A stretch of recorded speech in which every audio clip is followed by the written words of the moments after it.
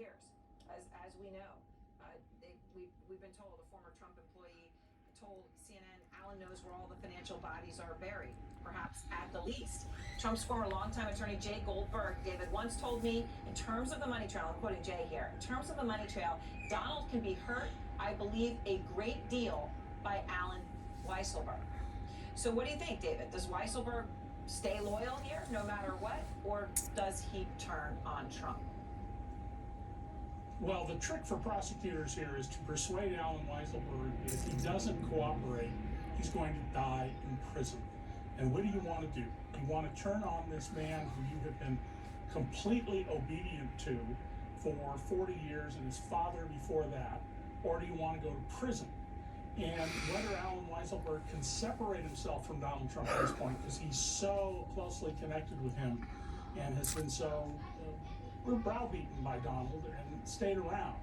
That's really the crucial question here. It's entirely possible you could see both Donald and Alan on trial together under the Martin Act for tax fraud. And New York State, of course, has a Little RICO Act. I've long thought that that's also another likely charge to be brought, because you only have to show 3 criminal acts to qualify for that. And finding 3 criminal acts in the Trump organization is about as hard as finding a traffic light in Midtown Manhattan. Last person there, though. I also asked you about the context here, right? You see that this criminal investigation into the chief financial officer, right, the person who worked with Trump for 40 years. Then you have the Attorney General's investigation into Trump org, now criminal. Now, we've been covering it for a while, right? Civil, civil, civil. Well, all of a sudden, now criminal. So tell me why that's so important. What might have changed to make that jump, which appears to be so significant?